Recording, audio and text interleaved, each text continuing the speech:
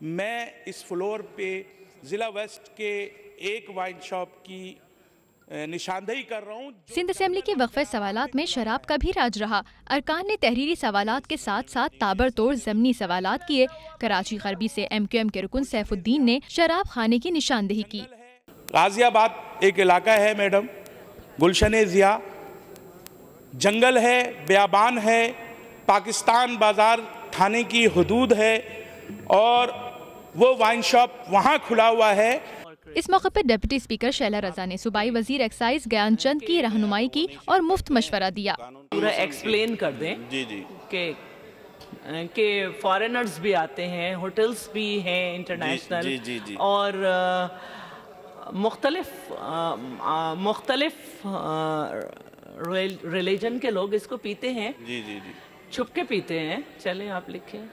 میرپور خاص سے MQM کے رکن سندھ اسمبلی ڈاکٹر ظفر کمالی نے سوال کا ایک حصہ ڈپٹی اسپیکر کی طرف کر دیا۔ وہ سوال آپ کی طرف جا رہا ہے کیونکہ آپ نے فلور آف دی ہاؤس کہا کہ بہت سارے مذاہب کے لوگ جو ہے وہ شوق فرماتے ہیں، تو کائنڈلی اگر بتا دیں گے کہ وہ کون کون سے مذاہب کے لوگ ہیں جو شوق فرماتے ہیں وائن کا۔